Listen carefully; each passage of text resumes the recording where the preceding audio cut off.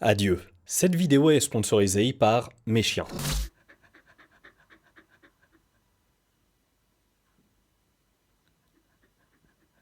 Je m'en lasserai jamais. De la peinture à la musique, en passant par la photographie et la vidéo, les IA sont en train de bouleverser la manière dont nous créons et percevons l'art. Mais attention, cette révolution soulève d'importantes questions. Quel est le rôle de l'artiste dans ce nouveau paysage créatif? Peut-on parler d'émotion et de créativité lorsque ce sont des machines qui sont aux commandes? Dans cette vidéo, nous allons nous intéresser aux musiciens, aux vidéastes, photographes et bien sûr, les IA.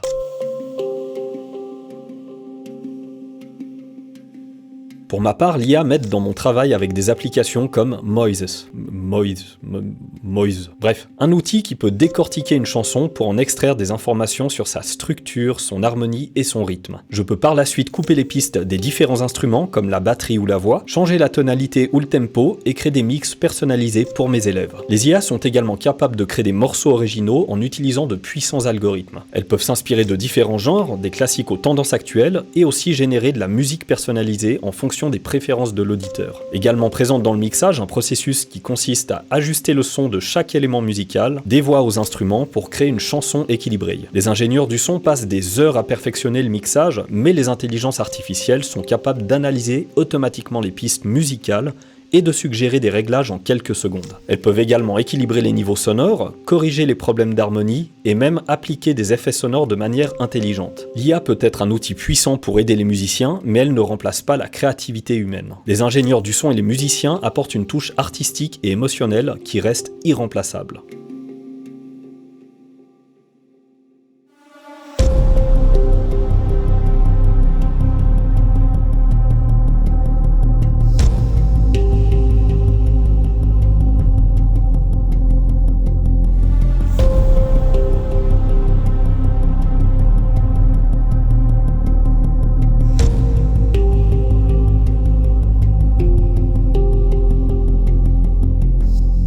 Qu'est-ce que ces images ont de spécial, vous me direz? Eh bien tout d'abord c'est la Suisse et c'est très beau, mais en plus elles ont été enregistrées par moi, un être humain donc. Quelque chose qui sera de plus en plus rare dans les prochaines années avec l'arrivée d'intelligence artificielle comme Runway. Une IA qui utilise des modèles d'apprentissage pour générer des vidéos à partir d'images. Les modèles apprennent des motifs, des structures et des caractéristiques visuelles à partir des données sur lesquelles ils ont été entraînés. Par exemple, en fournissant des photographies de paysages, l'IA peut utiliser les informations qu'elle a apprises pour générer des images, créant ainsi une séquence vidéo. Une petite démo que vous pourrez voir à la fin de cette vidéo. Les artistes peuvent utiliser l'interface conviviale de Runway pour explorer et intégrer l'IA dans leur création sans avoir besoin de compétences techniques approfondies. Une façon de travailler qui amène à se questionner sur le futur de la captation vidéo. En 2010, je recevais pour mon anniversaire le célèbre Canon 5D Mark II, un appareil photo réflexe rapidement devenu populaire auprès des réalisateurs de courts-métrages à petit budget.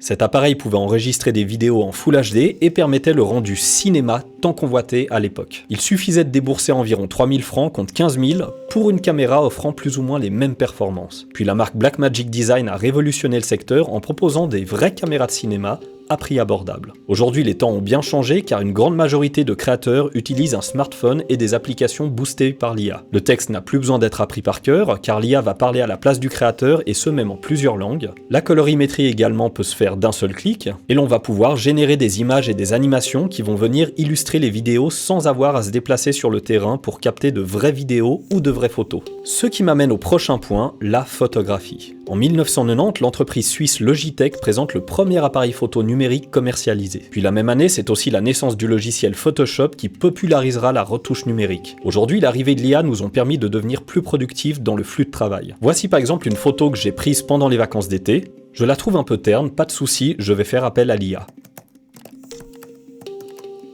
Voilà, c'est bien mieux comme ça. Alors oui, j'aurais pu aussi faire du repérage, consulter la météo pour avoir un joli ciel, attendre le bon moment et le bon éclairage pour prendre ma photo, mais c'est tellement plus simple et plus rapide de passer par l'IA. Gagner du temps c'est super, mais où est le plaisir et la démarche artistique dans tout ça? Eh bien, il n'y en a pas. Récemment, le réalisateur Guillermo del Toro expliquait dans un interview pourquoi il n'avait pas peur des IA et pourquoi il pensait que c'était de la merde. On me demande si j'ai peur de l'intelligence artificielle, je réponds que je m'inquiète de la stupidité naturelle. Ce n'est qu'un outil, vous voyez. Si quiconque peut avoir un film fait grâce aux IA, qu'on leur donne immédiatement. Je m'en fous des gens qui veulent être être satisfait et obtenir de la merde rapidement. Sinon, il suffit d'acheter une imprimante, d'imprimer la Joconde et de dire qu'on l'a faite. Pourtant, à l'heure où l'industrie photo mise de plus en plus sur l'intelligence artificielle, certaines marques comme Sigma décident de surprendre tout le monde avec leur appareil photo à capteur Foveon. Ceux-ci vont capturer les 3 couleurs primaires sur chaque couche du capteur, contrairement au capteur classique à matrice de Bayer, qui va capturer les couleurs de manières inégales. Ainsi, avec leur technologie, Sigma offre des images de qualité exceptionnelle qui feraient pâlir n'importe quel moyen format hors de prix. Même si cet appareil photo accumule des défauts, ces restrictions techniques se transforment en incitation à dépasser ses limites photographiques. La gestion du bruit catastrophique, une focale fixe, l'absence de vidéo et une autonomie faible, des faiblesses qui font du bien dans une période où la photographie est devenue facile et sans âme. Pour conclure, l'IA n'est qu'un outil de travail dont le but est avant tout de rendre plus productif. Celle-ci ne pourra jamais remplacer la sensibilité d'un artiste, c'est l'artiste qui donne vie à l'art avec ses émotions, son expérience et sa passion. Qu'il soit photographe, vidéaste, peintre, sculpteur ou musicien.